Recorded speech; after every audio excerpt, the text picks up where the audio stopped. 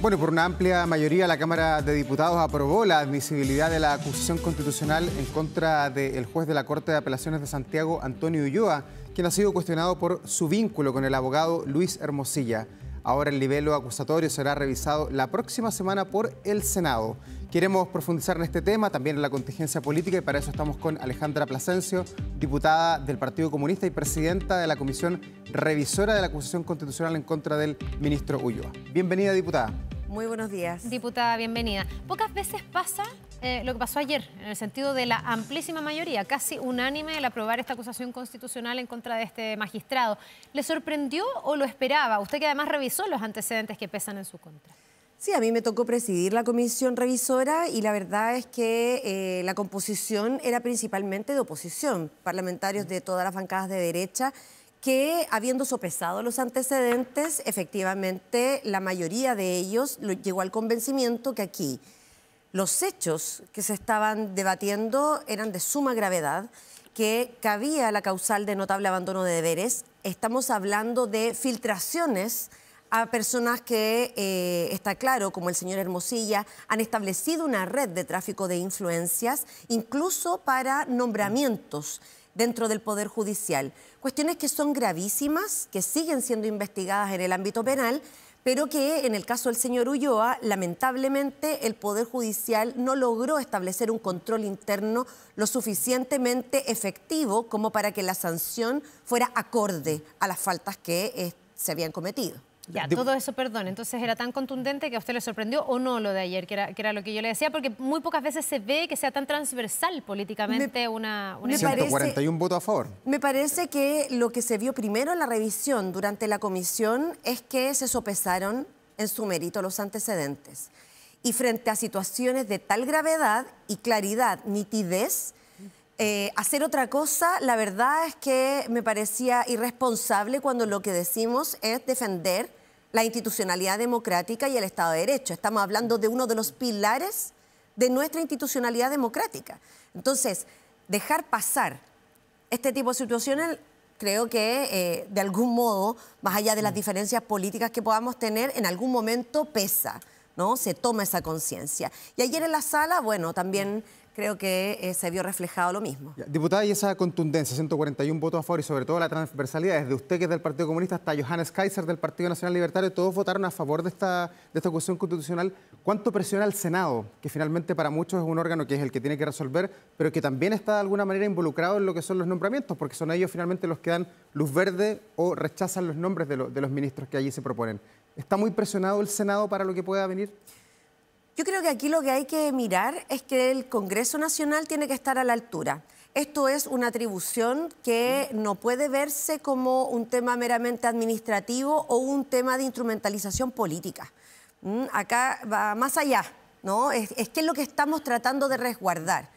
Si los tribunales de justicia no lograron tener un control suficientemente fuerte como para que la sanción en un proceso de remoción como el que se había abierto en contra del señor Ulloa fuera efectivo, en la Cámara de Diputados y Diputadas puede, ¿cierto?, tomar la atribución, pero eso significa también una gran responsabilidad. Entonces, el Senado hoy día, que además de dentro de los antecedentes que revisamos, también sale aludido, sí, ¿cierto?, y cuestionado, producto de esta red de comunicación y esta red de corrupción que se había establecido entre el señor Hermosilla, otros abogados, pero también el señor Ulloa, bueno, tendrá que estar a la altura. Yo creo que nosotros, como Cámara de Diputados y Diputadas, lo estuvimos.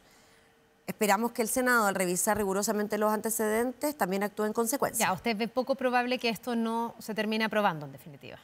Mire, el Senado tiene la atribución de revisar por capítulos. Nosotros lo que hacemos es dar curso a la acusación, ¿cierto? Es votar la admisibilidad, es decir, que esto tiene mérito. Y es el Senado el que va a tener que actuar como jurado, por así decirlo, para poder establecer esta sanción. No me corresponde a mí decirle al Senado lo que tiene que hacer. Pero yo creo que frente al revuelo que existe, frente al cuestionamiento de la institucionalidad democrática, estoy hablando incluyendo el Parlamento, ¿ya? No solo el Poder Judicial, también el Parlamento. Nosotros tenemos que dar garantías a la ciudadanía.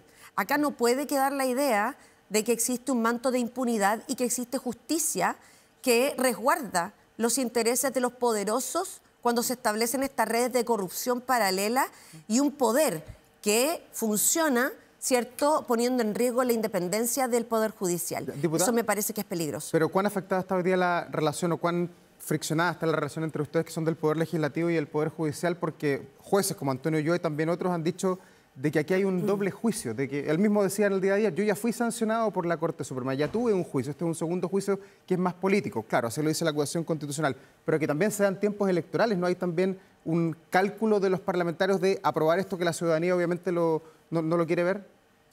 Bueno, esto ocurrió en este momento y en este tiempo, ¿no? El que se haya realizado este análisis, ¿no? Esta posibilidad de remoción por parte del Poder Judicial y que no hayan logrado el quórum para establecer la sanción más alta, eso es una falla del Poder Judicial, porque es una cuestión de quórum.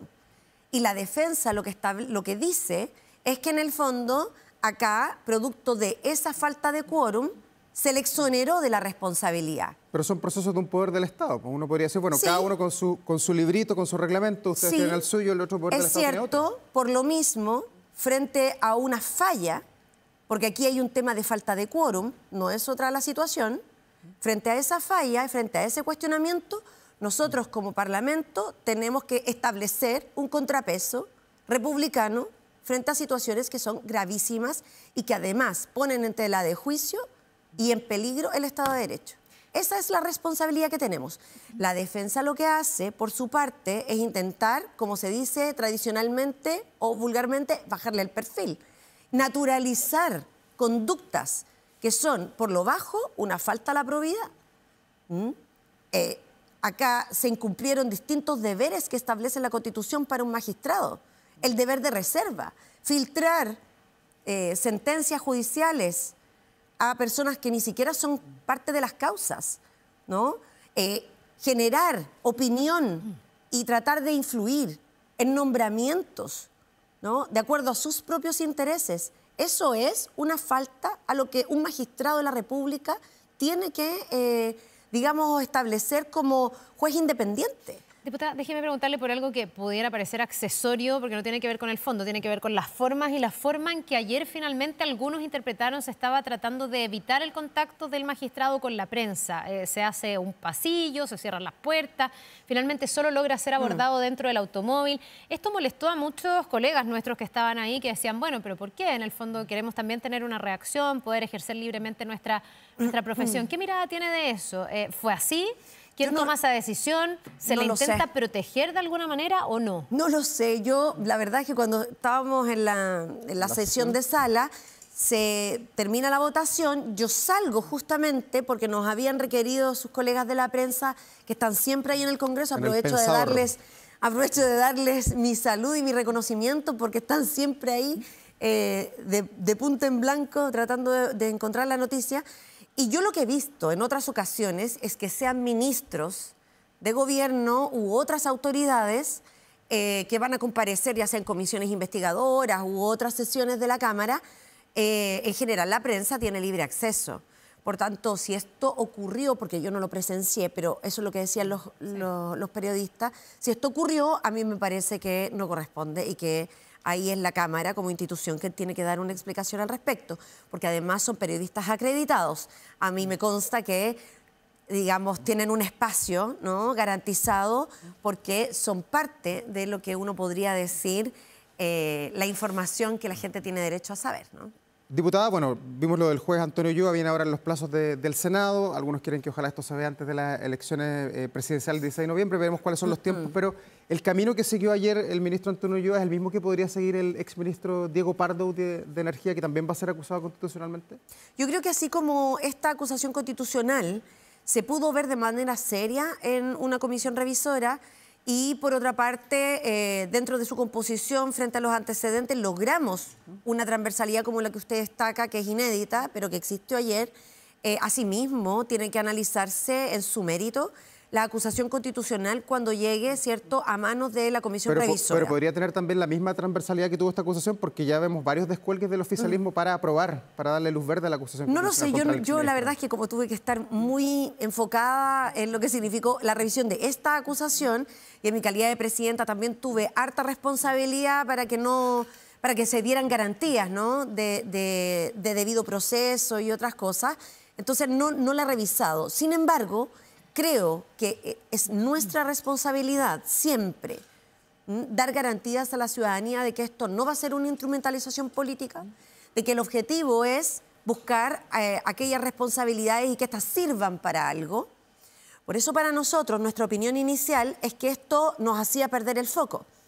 Y de hecho, nosotros impulsamos otras cosas, otras instancias que son parte también de las atribuciones que nosotros tenemos, como por ejemplo una comisión especial investigadora donde justamente se analice cuáles fueron las causas y se establezcan con claridad las recomendaciones para que esto no ocurra en el futuro.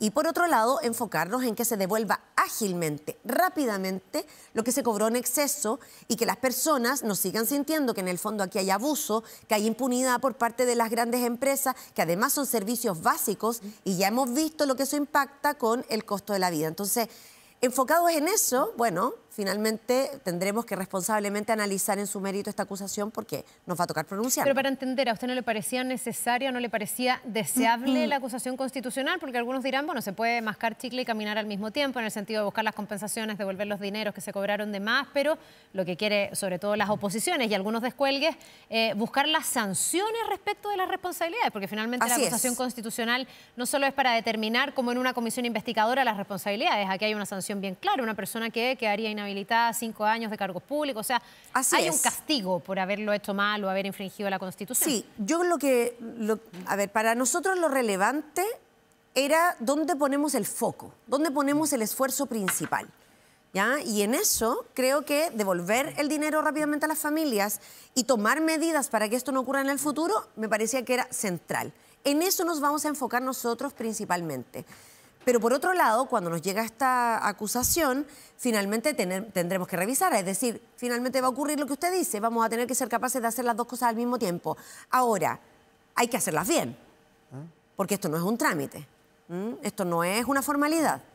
¿No? Estamos hablando, como usted dice, de sanciones que son gravísimas y frente a ello, bueno, habrá que actuar responsablemente.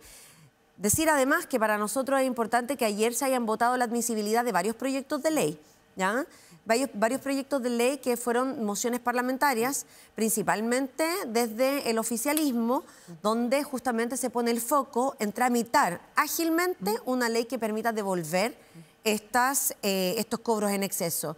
Para mí, el gobierno debería patrocinar esos proyectos de ley, porque es lo que le da garantía a las personas de que no van a esperar eternamente, más allá de los plazos que se han establecido, y que además se va a hacer con toda transparencia y rigurosidad. Hoy día todavía no está claro para las personas qué fue lo que se les cobró de más, salen nuevos antecedentes por la prensa y las personas en sus casas lo único que han visto es un incremento en la cuenta de la luz. Pero si parlamentarios del oficialismo rechazan esta acusación constitucional, que eventualmente se podría votar antes de las elecciones del 16 de noviembre, ¿podría tener un costo electoral para usted, por ejemplo, que va a la reelección, para Janet Jara, que es la candidata presidencial del oficialismo, volver a parlamentarios de su sector que están en contra de esto, que se ve como en contra de pagar la luz finalmente? Mire, yo creo que una de las cosas que tenemos que transmitirle a la ciudadanía es que este tipo de atribuciones no son un juego electoral.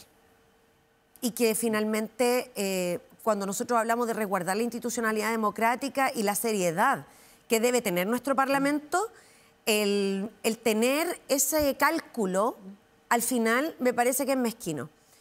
Eso sí es lo que no le da garantía a las personas. Nosotros lo vamos a analizar en su mérito, con toda responsabilidad, y yo creo que entrar en ese juego político no le hace bien a la democracia. Ya, ahora está como telón de fondo inevitablemente, ¿no? Y uno piensa en otros momentos donde también ha estado y donde uno decía, bueno, pero aquí hay un tema técnico, como por ejemplo los retiros, digamos, donde se decía, mire, en el fondo va a venir una hiperinflación, todo lo que pasó después, pero estábamos en escenario electoral y hubo muchos descuelgues en ese momento, incluso de quienes eran oficialismo. porque un poco la ciudadanía lo pedía, ¿no? Aquí no pasa un poco eso mismo, no hay una presión desde las bases, desde la ciudadanía, de decir sí queremos sanciones o sí queremos que haya responsables por habernos cobrado de más en un momento donde la gente está hastiada y cansada por todo lo que ha subido el precio de la luz. La responsabilidad política la hizo valer el presidente de la República y yo creo que eso no hay que obviarlo. Eso fue rápidamente asumido por el gobierno. El presidente le pidió la renuncia al ministro, apenas llegó a Chile y este salió de su cargo sin ningún cuestionamiento. Entonces, por eso en su momento, para nosotros eso era suficiente y debíamos enfocarnos en devolverle la plata a la gente y al mismo tiempo ver las causas para que esto no ocurra en el futuro, darle garantías a la ciudadanía. Claro, es que ahí tiene una discrepancia usted con la oposición, porque en el fondo la oposición hasta ese momento, que había dado un ultimátum, se queda tranquila con la salida de Diego Pardo, pero reactiva esta idea de la acusación constitucional por los antecedentes que se conocen después y que tienen que ver sobre todo con los cobros de más o ese cálculo mal hecho en la transmisión, porque lo que habíamos conocido era la deuda o los sobrecobros con las generadoras. ¿Eso para usted tiene sentido? Que en el fondo después se haya sabido que había una empresa como Transelec que hace un año había dicho que había cobrado de más, que eso no se haya transparentado. Dice la oposición que el gobierno viajó, que el exministro Pardo viajó a China y esto no lo notificó. ¿A usted le hace sentido que eso sea una causal para volver a analizar la situación de Diego Pardo y saber si es que es proporcional a la falta cometida, si uno quisiera, el que haya dejado su cargo, o si es necesario algo más como una acusación constitucional? Yo lo único que puedo decir es que esto es algo que se viene dando desde el 2017, gobierno de Sebastián Piñera incluido. Y aquí la oposición no hizo nada para detectar esta falla. Ni en la metodología de cálculo, ni otros. Ahora, en eso ni siquiera ni siquiera los cobros excesivos. Entonces, me parece que la responsabilidad política de quienes asumen esta cartera en este gobierno tiene que hacerse valer. El presidente hizo lo que está en sus manos y es sacar al ministro, porque me parece que efectivamente es inaceptable. Pero el tema es, ¿por dónde seguimos avanzando? A mí me da la impresión que los únicos que aquí no están proponiendo ninguna solución para las personas son aquellos que están impulsando esta acusación constitucional, que es la derecha. Es decir, de la mano con la acusación constitucional, que nosotros vamos a tener que analizar en su mérito y nos vamos a tener que pronunciar igual. Yo me pregunto al mismo tiempo, ¿qué están haciendo para ayudar a resolver este problema para las familias chilenas? Que lo tienen desde el año 2017 hasta ahora, que todavía no hay antecedentes claros y no se sabe realmente ni el monto que se les va a devolver ni cuándo. Yo todavía no veo ninguna respuesta. Diputado, un último tema que tiene que ver con la campaña presidencial. Quedan, ¿cuánto? 18, 17 días para el 16 de noviembre. ¿Ha perdido el foco la campaña de Janet Jara? Se habla, y hemos visto en el diario permanentemente, de que le está costando llegar a las mujeres, de que está buscando además un nuevo generalísimo, alguien que tenga tonelaje político. Se habla de Carol Cariola, de Ricardo Solari y también de Tomás Bodanovich. ¿Cómo ve este último tramo de la campaña? Bueno, yo la verdad he visto otras cosas. Puede ser que haya algún cuestionamiento, siempre lo hay, los medios también ven detalles. ¿Pero usted encuentra que la campaña va bien? No, yo ¿sabes qué? Viendo el debate, por ejemplo, el otro día y escuchándola en medios de comunicación, en entrevistas, a mí me parece que ella está llegando finalmente a transmitir esa esencia que también la hizo ganar en la primaria. A mí me parece que está más dialogante en torno a los medios de comunicación, que la hacen transmitir a las personas más claramente cuáles son sus propuestas. A mí me parece que ha retomado esa frescura que en algún momento se le destacó y que después alguien dijo, bueno, se puso muy seria, no sé. Pero yo creo que ella hace bien esa mezcla, ¿no? De seriedad, de empatía, de claridad, y creo que está poniendo al centro el transmitir ampliamente sus propuestas.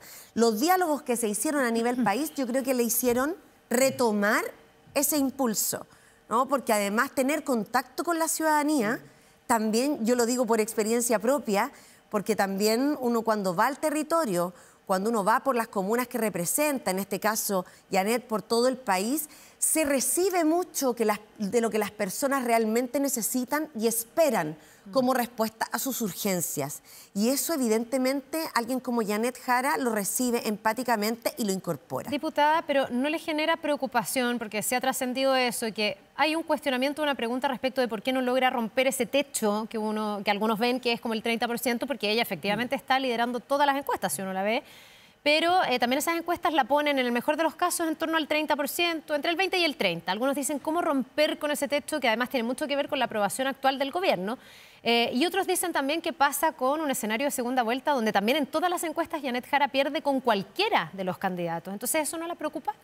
Por supuesto que las encuestas siempre hay que mirarlas como un elemento, ¿no? Son parte del análisis de la realidad que reflejan algo. Todas tienen metodologías distintas y además uno podría decir, bueno, depende de la encuesta que uno mire, porque también hay otras como la de la Cosa Nostra que le dan más cerca del 40%. Y ellos han tenido bastante asertividad en las últimas elecciones. Tampoco la ven ganando en segunda vuelta. Yo creo que es importante mirar lo que podría pasar en segunda vuelta. Hay que hacer esa proyección. Esa es una opinión personal, porque además yo digo, yo no soy parte del comando, ¿ya? O sea, nosotros estamos trabajando, haciendo el vínculo parlamentario y, por cierto, de parlamentario apoyando lo que es el programa de gobierno de Janet Jara en todo el territorio. En mi caso, en el Distrito 10, ahí estamos haciendo ese trabajo de conjunto. Sin embargo, también creo que hay que analizar las encuestas pensando en que la elección de segunda vuelta es una elección que tiene otros componentes y la subjetividad de las personas también varía, porque en el fondo ya no hay esa amplitud que tenemos hoy día con cantidad de candidatos que además representan legítimamente una diversidad en nuestro país, pero que finalmente con voto obligatorio van a tener que pronunciarse las personas y sopesar. Entonces yo esperaría que en ese sentido las personas que saben lo que ha significado no solo reconstruir un país democrático como el nuestro en pocos años, sino que también avanzar en derechos, defender lo ganado y, por cierto, seguir avanzando en mejorar su calidad de vida, yo sé que van a poder sopesar por Janet Jara. Diputada, bueno, se viene un noviembre decisivo en todos los temas que tocamos. El ministro Ulloa, muchas cosas. Contra el ministro Pardo, la campaña electoral, la suya y la elección presidencial. Así que quedamos atentos, estas son noticias en desarrollo todas. Así que muchas gracias por estar acá esta mañana. Muchas gracias a ustedes y a quienes nos ven.